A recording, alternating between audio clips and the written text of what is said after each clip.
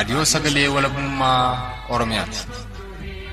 Raadiyoon sagalee walabummaa Oromiyaa akeeka qabsoo kan saba Oromoo bilisaaf biyya Oromoo walab sirna dimokiraasii faqaan bulu deebisanii gadi dhaabuu godhamu deeggara. Akeeka qabsoo kana bal'isuufis hojjeta. Birmadummaan Oromoo dafqa dhiigaaf lafee ilmaan Oromoon dhugooma jedhee amana. Dhaggeeffattoota isaas wareegama qaalii kanaaf kakaasuuf carraaqa. Kun raadiyoo sagalee walabummaa Oromiyaati.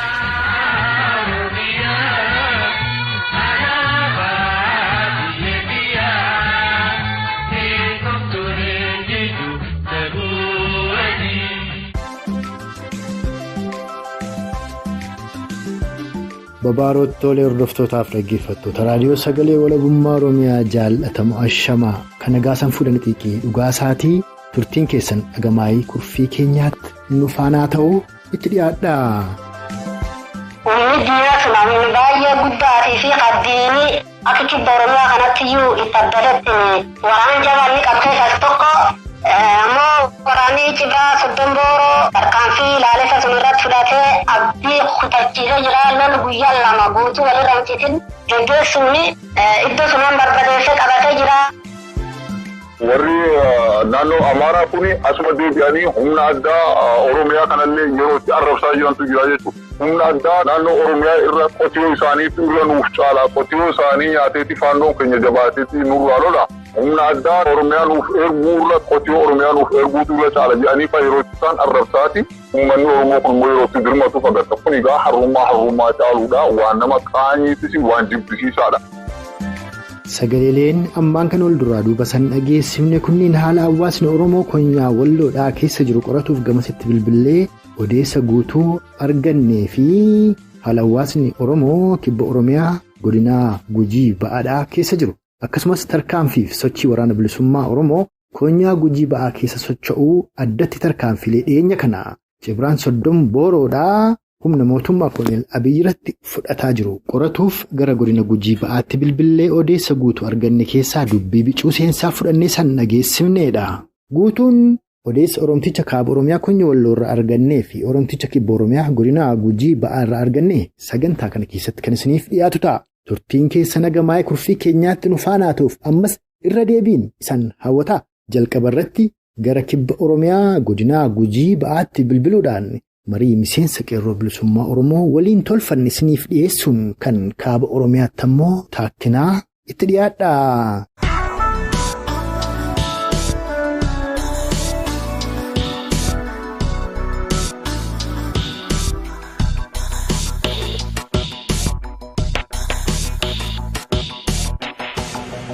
Qeerroon bilisummaa Oromootii fi waraanni bilisummaa Oromoo qabsoo keessaa falaa walitti hidhee socho'aa jira.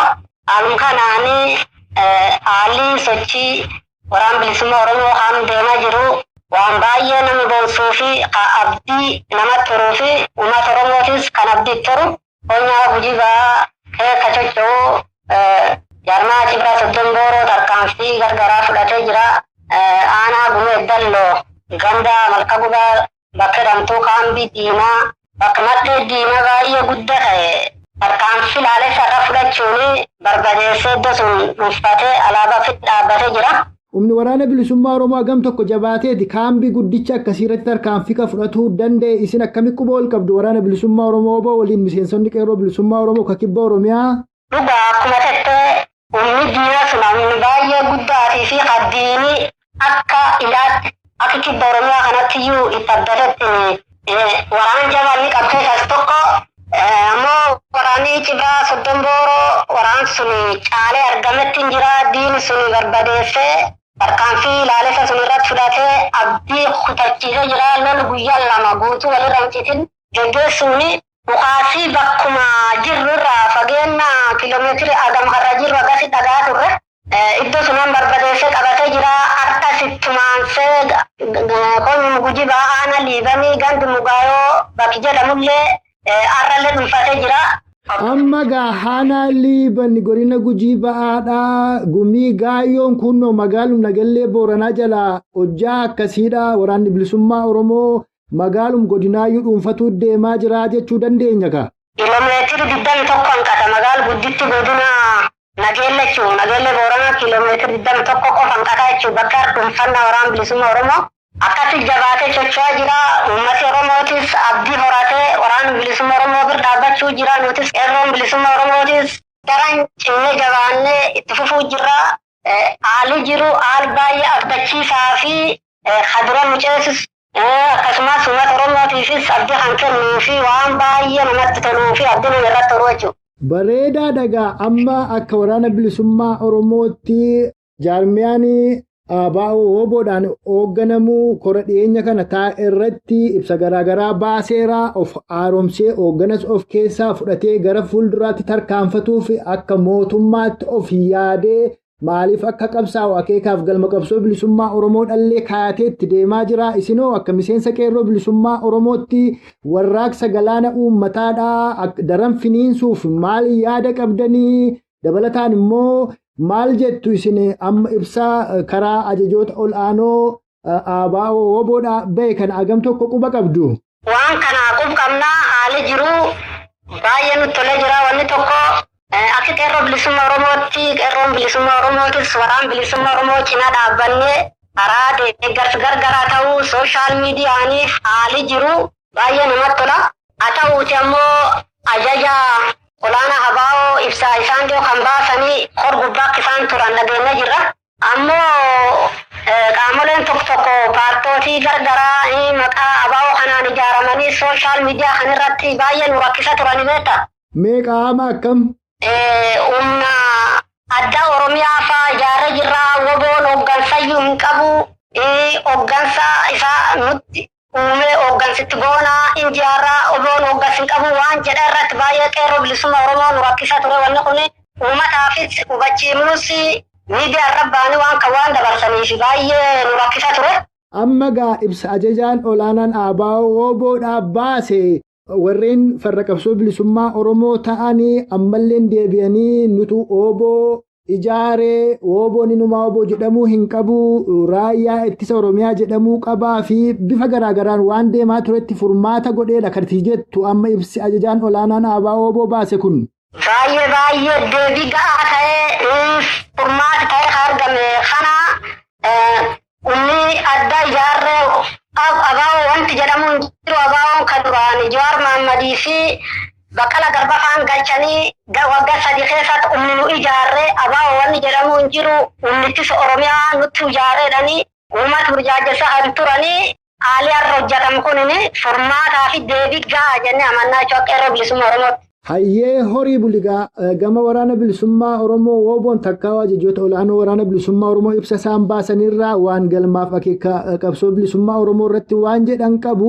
Isin akka miseensota qeerroo bilisummaa Oromootti maaliif kasiin qabsaa jirtan aarsaa kan isin baasaa jirtan maal argamsiisuu fi itti dhiyeenyaan immoo akka miseensota waraana bilisummaa Oromoo WBOn walquba qabdanitti galmi qabsoo bilisummaa Oromoo eessa impaayera Itiyoophiyaa Dimookiraatessuu moo biyya Oromoo Oromiyaa walaboomsuuf kan isin qabsaa'aa jirtan?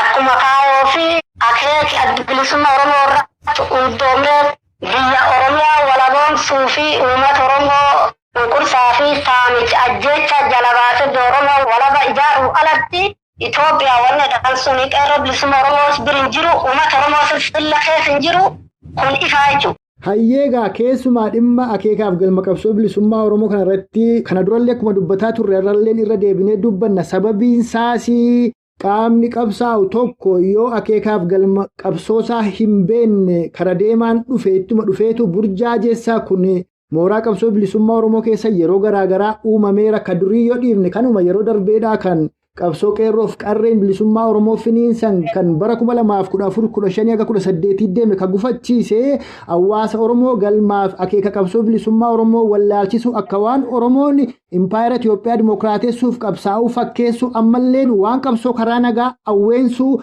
namoota maqaa ayyootaa fi qaamota garaagaraan deemaniin burjaajiin uumamee galmi qabsoo bilisummaa Oromoo gufatee aarsaa dabalataa fi saaxile meesa kanarratti ati maal gorsita hawaasa Oromoo miseensa qeerroo bilisummaa Oromoonis maal jetta? Baay'ee galatoomee kunis akkuma beekamu baroota hedduu keessa dogongorri kun uumamaa ture. Haa ta'uuti ammoo uummati Oromoo dogongoroo duraan dabranii fi qeerroon bilisummaa Oromooillee dogongor duraan dabran kana irra baratu enne hubanna. Uummati Oromoo dhaabota gargaraa uummata Oromoo dogongorsiisanii waan bilisummaa Oromoo eeggalanii armaan dur diigamsa gargaraa uumanii mootummaa ce'umsaa jedhanii baroota armaan dur darbiin kufalle irratti dogongora akkasiitiin qabsoon uummata Oromoo itti dadhabee jaallan qaaliin hedduun itti wareegamanii qeerroon bilisummaa Oromoo hedduun itti wareegamtee qabsoo kan aataa turanii ammaaf ammoo kadabirraa waan barannuu fi uummati Oromoo waan kana yeroon isin duraanuu harkaan bahaa turte kan injifannoo uummata Oromoo harkaan bahaa bilisummaa Oromoo bakki isiin itti hatamaa turte qabsoon itti hatamaa turte dhiigaaf lafee jaallan qaxaalli hagam jiruuf itti dhabani ata turanii iddoon sun amma gubbaa geenye jirra. Uummati Oromoo qeerroon bilisummaa Oromootii fi waraanni bilisummaa Oromootis fuula kana ufeegannoo fi wal hubannaa fi akkasuma wal dhageettii fi ciminnaan jabaatee haayoo fakeetuu fi irratti cichee harka wal qabatee bakka kana ceesisuu qabnaa jedhee dhaamsa fi dabarfachuu barbaada. Ayyee ulfaadhu waan mootummaa ce'umsaadha akka durii kaaftee akka durii osoo hin taane ammas mootummoonni warra dhiyaa akka Ameerikaaf kan gara Irooppii kuni waan mootummaa ce'umsaa kana hundeessuudhaa dubbataa jiru jedhama dhiyeenya kana mootummaa ce'umsaa kanatti ammoo warra akkasii Abiraafaa Lammaa Magarsaafaa qaamonni kabiraan illee kan keessa jiran hundeessuuf akka isaan deeman gama Oromoonis ammoo mootummaan ce'umsaa kun dubbatamaadha tureera dhimma mootummaa ce'umsaa kana irratti waan jettu yoo qabaatte ni jetta dabalataan waan waraana bilisummaa Oromoo wooboo jabeessaa waan miseensota qeerroo bilisummaa Oromoo jabeessaa irratti yaadaa dhaamsallee yoo qabaatte ni dhaammattaa ammaaf gaaffiin qabu armarrattan obbaasa. Ayyee galatoon ulfaadhi waan mootummaa ce'umsaa kan irratti mootummaan ce'umsaa wanni jedhan kunini qabsoon bakkum jiru taa dhaabbatu jechuun malee waan uummata Oromoo ceesu isaatii miti mootummaa ce'umsaa wanni jedhan kun uummata Oromootiif hin fayyadu shira diinotii hedduun keessananii itti fayyadamaa turanii kan mootummaa garboonfataa impaayerum Itoophiyaa kan duraan ijaaramu kanaa fi yeroo hedduu mootummaa ce'umsaa of ijaare akkasitti fayyadamaa ture carraan uummati Oromoo qabu tokkottiin isaa harka wal qabatee woboo jabeessee shira diinotii gargaraa paartilee gargaraa ijaaranii afaan faajjessanii oliif gadiraa sana kana dhageeffachuu dhiisee bilisummaa isaa gonfachuu alatti mootummaa ce'umsaa wanni jedhanii akka uummata Oromootii fi bu'aa tokkollee hin qabne uummati Oromoo jabeessee kan hubachuu qaba. Kanaaf dhaamsii hanqabu dhumirratti yeroon hamma kunini yeroo qabsoo bilisummaa Oromoo xumur itti goonu aarsaa waggoota hedduu fi itti kaffalaa turre itti dararamaa turre itti hidhamaa turre itti gubachaa turre qeerroon bilisummaa Oromoo harki duwwaa dur dhaabbatanii wareegamaa turanii waraanni bilisummaa Oromoo bosona galee lola ture uummati Oromoo itti gubatee itti dhaanamee jecha ture harka xumur gubbaa waan jiruuf harka wal qabannee bilisummaa keenya labsachuu fi bilisummaa keenya gonfachuu fi injifannoo keenya xumur gochuu irratti jabaannee itti fufuu qabnaa jedha Oraabulaa Galatooma.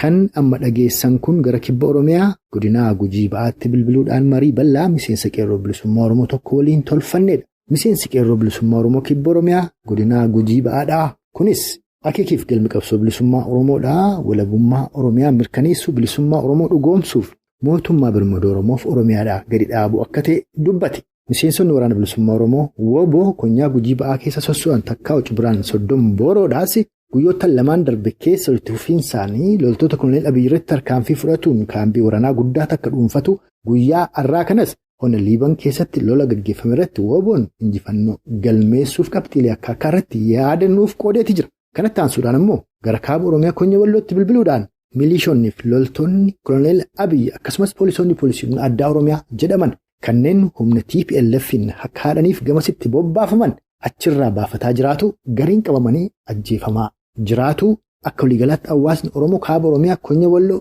maal keessa jira egeree Oromoof Oromiyaa maal akeekniif galmi qabsoo bilisummaa Oromoos eessaarratti marii Oromticha kaaba Oromiyaa Konyaa Walloo waliin tolfannisiniif dhiyeessina sunis muuziqaa ce'umsaa kana booda eegalammas turtiin keessan nu faanaa ta'u.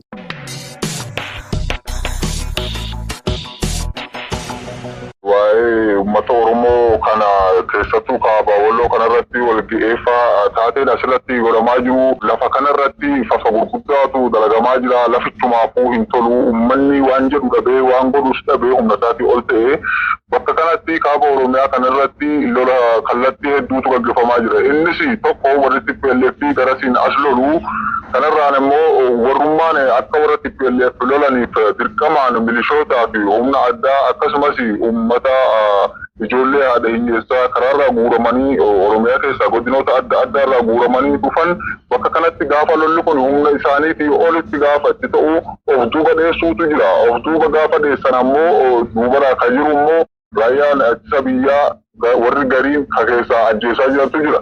Innis torbee darbe keessallee isiniif illee ibsaa turre isiniif gabaasaa turre amma godina kana keessatti addatti bakka Waldayaa fi Marsaa bakka jedhamutti warreen faalloo jedhanii of waaman ijoolleen finxaaleeyyiin Amaaraa kuni makkalaataa keessaa baqachuuf deemtaa jedhaniiti gaafa namootuma muraasa qofaatti yoo arganii dhukaasa itti banuutu jira. Faannoon kun garis deemee TPLF isaan lolu sanii lolu osoo hin taane hojummaan isaa idilee kan ta'ee jiru warreen of duubatti argan warreen lolaan duubatti argan namoota akkasiirratti tarkaanfii hubachuutu jira. Keessattuu dhala Oromooti taanaanii sabaan Oromoo ta'uu beeknaani inni baqattaa fi jiranii fi dhukaasatti bananii fa'aa ajjeesuutu jira jechuudha. Marsaa keessa akkasuma Waldayaa keessa akkaan hamaatu jira. Kanarraa kan hafe guyyaa kaleessaatti magaalaa Waldayaarraa yeroo gadhiisifaman raayyaan ittisa biyyaa akkuma jirutti dasee dhaqqabanii gara daseetti deebi'anii dasee irraa gara Kamiseetti yeroo fe'atan Kamisee irraa ka miilaan ka'ee osuma kutuu karra qoreetti namoonni gara 20 ta'an ni qabamanii warri kaan ammoo gariin dheesseetti daggalatti gara mukaatti baqatanii raayyaa ittisa biyyaa jechuudha. Warri kuni egaa walumaa galatti namoonni qabaman kunniin ammoo eessa buuteen isaanii eessatti akka geessan wanni beekamu hin jiru jechuudha. Waan akkaan hamtuudha uummanni Oromoo kuni gara sirraa dhufee bakka kanatti haala teessuma lafa kanaa hin beeku lafni kuni eessan kareessaatti qaxxaamuraa isaa hin beeku harka kaabinee bu'anii gaafa kana saaxilamaa jiru nyaatamaa jiru kallattii lamaanii kana irratti lolli hamtuun irra gaggeeffamaa jiru. Guyyuma kana akkasumaan osoo jiru gaafa guyyaa dheengaddaa immoo kaleessaan duratti gaafa guyyaa kibxataa jechuudha. Aanaa baatee irratti milishoota walitti qabanillee akka lola kanaaf affeeraa akka jiran gaafa Marsaa hedduutti deddeebinee fa'aa haasaa turre milishoonni gaafa darbe gaafa guyyaa kibxataa kana waltajjii kaa'amanii magaalaa baatee keessatti gaafa isaan mariisisan ka adda durummaadhaan isaan mariisisaa ture namticha Baddiluu jedhamu yoo isin nu dura hin buune nuti isin deemu jechuudhaan milishoonni fincilatti kaasanii dhukaasatti geeddaramee gaafa dhukaasa walitti banani akka waan deemuu isaaniitti gammadaniiti jedhaniituma sossobanii warreen dhukaasa banan achumaan ukkaamsanii akka waan gammachuudhaaf dhukaasaa jirra deemuu keenya kun gammachuudhaa jedhaniiti dubbii sana irra dibaanii uummanni quba hin qabu ni sobanii jechuudha. Haga dhukaasa walirratti banuutu jira kanarra jira wallooni baay'ee haala hamtuu fi haala akka rakkisaa gurraan dhaga'uudhaafuu waan ulfaataa waan cubbuutu dalagamaa jira biyya kana keessatti. Egaa guddoo nama gaddisiisaa hin dhaquu dhumtiyyuu kunoo dubbii ta'ee akkasittiin hawaasatti dhukaasa banaa jiranii warri dhaqees karaa ba'u dhabee gaachikeetti ugguramaa jira akkuma immoo waliin dubbataa turre irra jireessi hawaasa kanaadhaa warra fedhiin dhaqe milii kan fedhiin dhaqe immoo yoo jiraate inni duruu nyaapha Oromooti achitti Oromoo irraa du'uunsaa waan gaariidhaalleen dubbanneera. Gama biraatiin waraanni bilisummaa Oromoo Hoobooni dargaggoota Oromoodhaa kallattii lixa Oromiyaatiin humnaan qabamanii hidhamanii mana hidhaa keessaa ammoo gara dirree lolaa Santakkaa'uu leenjitti geeffamaa jiran toora nama 120 olii gaara Abbaa Seenaa keessatti dhukaasa loltoota Koloneel Abiyyi fe'anii deeman irratti banuudhaan dargaggoota Oromoo sana lakkisiisuu danda'eera. Guyyaa lamaan kana kun egaa kutaa Oromiyaa garaagaraa keessatti itti fufuu akka qabuudha kan dhaammannu konyaalii kibba Oromiyaa godina Arsii Lixaa Abbaa keessaatii. Inuma maanguddoota jechuutu danda'ama abbootiin Oromoodhaan milishoonni hedduun akka fe'aman Harargeedhaas akkasittiin akka fe'amanidha kan himamu. Akka waliigalaatti garuu maal argaa jirtu Oromoonni gara keessanitti baqatan ni mul'atu yeroo baay'ee karaa nu argisiisaa qawwee kana gatii rakashaan nurraa fudhaa nu geggeessaa jedhanii hawaasa kadhatuutu dhaga'ama.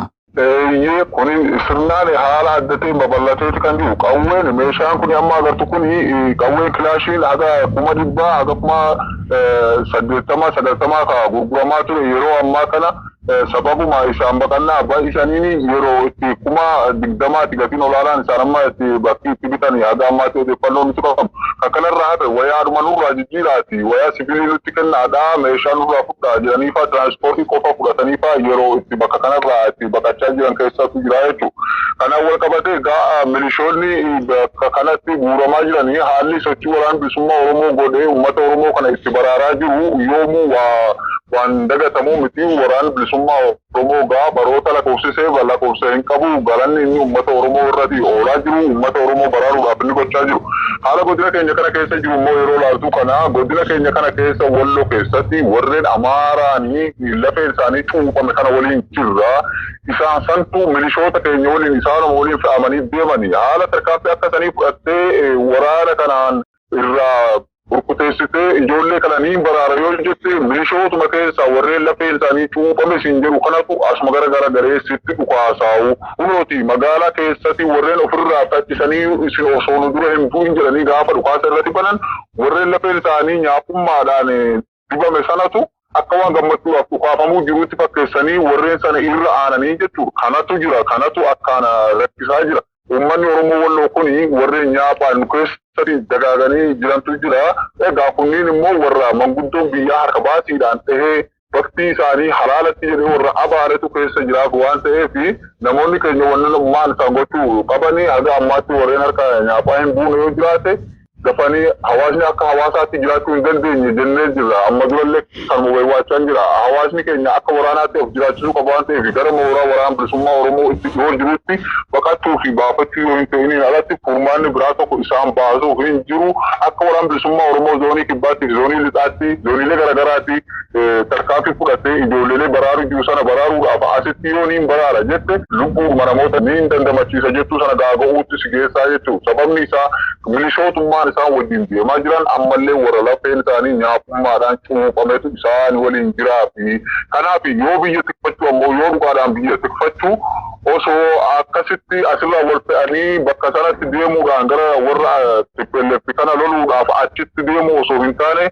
raayyaa ittisa biyyaa ta'uu osoo hin taane asitti bakka jirutti hidhatee waraana bilisummaa Oromoo cinaa yoo dhaabbate irra biyya eeggachuu danda'a. Naannoo irra jiruun ganda isaarraan yoo hidhate biyya isaa tikfachuu danda'a. Birmadummaa biyyaa akkasanitti kabachiisa malee lafa hin beekne asirraa waldaa keessa deema. Raayyaa keessa garas kutaal meeshaa gurguddaadhaan lafarraa isaan kaasaa jira. Jumlaadhaan dhumuurra tokko tokkoon kan seenaa isaaf qabu waraana bilisummaa Oromoo cinaa dhaabbatanii bakka kanarratti lafa ofiirraa ummata ofii cinaa dhaabatanii yoo wareegamantu irraa ulfinaa jechuudha. Bakka kana asirraa ka'anii gaafa achitti deeman beeki ati warrummaan immoo warri naannoo Amaaraa kuni asuma deebi'anii humna addaa Oromiyaa kanallee yeroo itti arrabsaa jirantu jira jechuudha. Humna addaa naannoo Oromiyaa irra qotiyoo isaaniitu irra nuuf caala. Qotiyoo isaanii nyaateeti faannoon keenya jabaateeti nurraa lola. Humna Oromiyaa nuuf erguu irra qotiyoo Oromiyaa nuuf erguutu irra caala jedhanii fa yeroo isaan arrabsaati. Uummanni Oromoo kun immoo yeroo itti dirmatu fagatta kun egaa harrummaa caaluudha waan nama qaanyiitis waan jibbisiisaadha kanarraaf of eeguu qaba sabni Oromoo ilmi Oromoo tokko. Hayyee gama biraatiin yeroo achi duulli irratti banamee jiru poolisii humna addaa Oromiyaa jedhamtu kunii fi miliishonni sakattaa waraana bilisummaa Oromoo WBO jechuudhaan kutaalee Oromiyaa garaagaraa keessa socho'aadha jirti keessumaa kibba Oromiyaa godina Gujii ba'aa keessa sochootee haleelamteetti lixa Oromiyaattis naannoo Gimbiitti Najjootti gara Abbaa Seenaatti waan wal fakkaataa kan raawwataadha jiru keessumaa dhiyeenya kana ajajoonni olaanoon waraana bilisummaa Oromoo WBOdhaa kora tokko geggeeffatanii akka turan koruma sanallee fashaleessuudhaaf humna guddaa bobbaasanii akka haleelamantu dhaga'ama. Aga yoomiitti warri kun dammaqiinsa dhabanii bifa kanaan lafee isaanii barbaadu qaama isaaniif qabsaa'u aga yoomiitti adamsu Oromoon isa kanarra aanuuf maal godhu qaba irratti osoo yaada kennuu qooddee. Ilaali isaanii haga yoomiitti waan kana gochuurraa dhaabbatanii isa jiruuf yoomittuu hin dhaabbatan haga uumanii biyya hin taanetti warri kun isa jiruuf warri harki isaanii cuuphamaa harka dhiigaa ta'e atteebi'aniitis uummanni Oromoo kun yoo galma ga'e kaayyoon adda bilisummaa Oromoo kun kaayyoo waraana bilisummaa Oromoo kun gaaf galma ga'e jireenya hin qabanii fi akka kanatti jabaatanii ilmaan haadha hiyyeessaa of dura buusanii yoo of duubatti garagalee ofumaaf rasaasaa waxalaa of dura buusaniiti haga lubbuun isaanii jirtutti waan kana irraa hin deebi'an. Sababni isaas kaayyoo waraana bilisummaa Oromoo kun uummanni Oromoo ta'ee of danda'ee biyya mataa isaa biyya gudditti yoo dhaabbate inni ofii achi keessa dhaabbachuu waan hin dandeenyeef amma dura cubbuun isaan dalaganii jiran waan isaan hin jiraachisneef beekaate haga lubbuun jiran guyyaa tokko taatu guyyaa lamas of duuba osoo hin jenne ittuma cichanii kufuutti barbaadu beekta. Akkanarraa hafe ilmaan haadha hiyyeessaa waan kanarraa quba hin qabne dirqisiifamanii yeroo itti fa'amantu jira.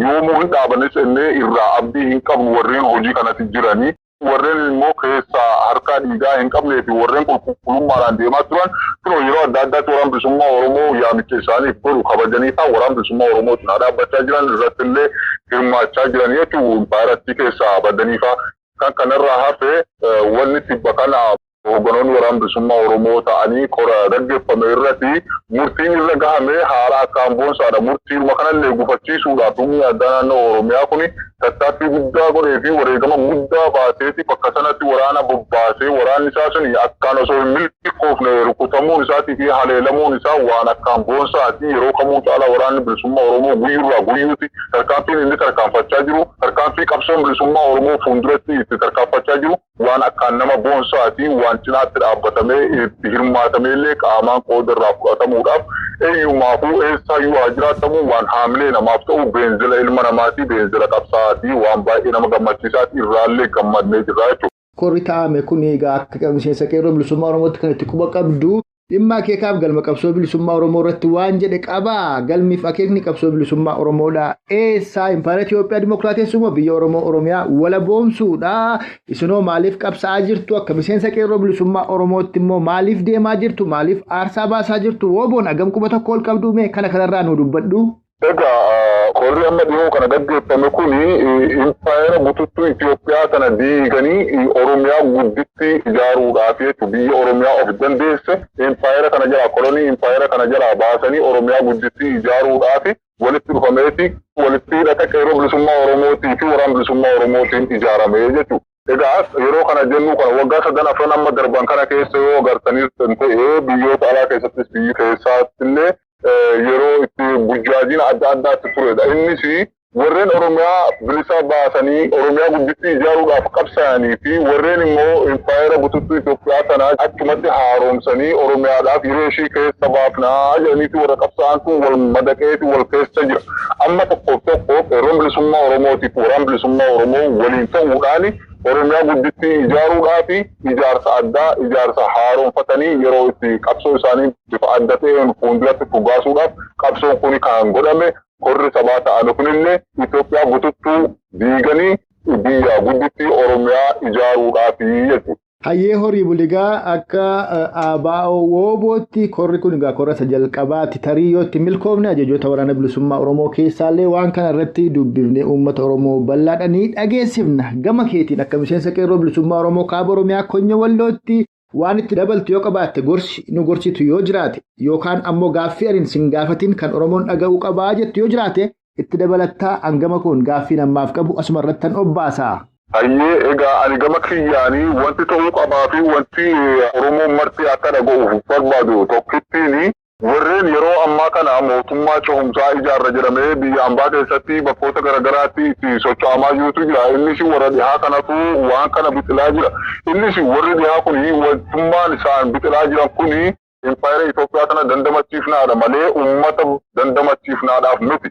Gaafa uummata dandamachiifnaadhaaf ture mootummaan cehumsaa akka ijaaramu barbaachisummaa isaa itti amanii paartiin warra KFO'tii fi ABO walitti ta'anii mootummaa cehumsaanii ijaarraa jedhanii kaanaanii tolaan waan kun yeroo gaafatamu ni didanii gaafa tolaan didanii lolaani waraan bilisummaa Oromoo mootummaa cehumsaa uummata Oromoo ta'eetii ijaarame. Innis kan ijaarrate uummata Oromoo qeerroo bilisummaa Oromoo uummata biyya Oromiyaa ijaarrachuudhaaf dheebotee fi itti wareegama kafalaa jirutu ijaarrate waan ta'eef mootummaan cehumsaa amma ijaaramaa jiru yoo jiraate mootummaa impaayera bututtuu kufaa jirtu sana nurratti meersuudhaaf nurratti deebisanii haaromsuudhaaf waan ta'eef ka biyya alaa jirus ka biyya keessaa jirus eenyuyyuu haa ta'u nur lallatu irraa qooda akka hin fudhanneedha. Kanarraa kan hafe ammoo akka addaatti jaarmiyaa ABO osoo hin hirmaachifne mootummaan cehumsaa isaan ijaaruudhaaf KFO ofitti qabanii mararaadhaan of keessa madaqsanii fi ABO achi darbatanii wantummaa isaan bitiruu jira yoo jiraate akka dubbii sangoota sadanii jedhamu sana ABO fi KFO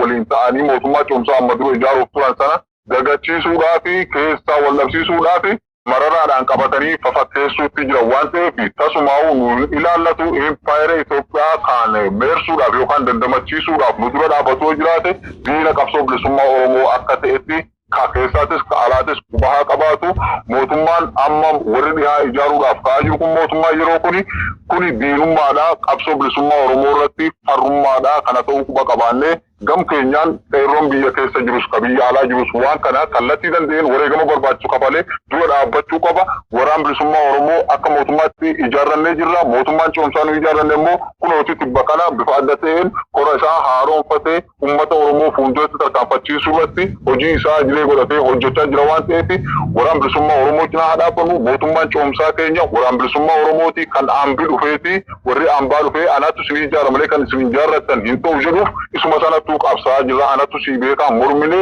nutu ofiif murteeffannaa isa jedhuuf qabsaa jirra waan ta'eef aamba jala deemuu haadhiif nu jira. Kun dhaamsa koo isarraa xumuraati.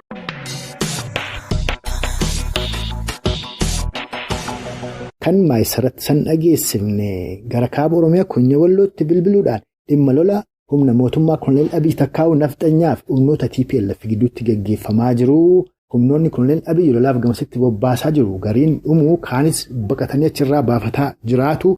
Meeshaaleen waraanaadhaa Takkaa'uu kilaashiin tokko kan kana dura kaaba Oromiyaa Konya Walloo keessatti maallaqa Takkaa'uu qarshii Itoophiyaa 120 ture. Yeroo ammaatti agaa 10,020tti gurguramaa jiraatuu fi dhimma akeekaaf galma qabsoo bilisummaa Oromoo irrattis yaada bal'aa Oromticha kaaba Oromiyaa Konya Walloo irraa argannee saniif dhiyeessineedha. Kan kaaba Oromiyaa Konya Walloo irraa argannee saniif dhiyeessine kanatti dabalataan gara kibba Oromiyaa godinaa Gujii Ba'aattis bilbiluudhaan marii miseensa qeerroo bilisummaa Oromoo godinaa Gujii Ba'aa waliin tolfannes jalqaba sagantaa keenyaa irratti san dhageessifneerra.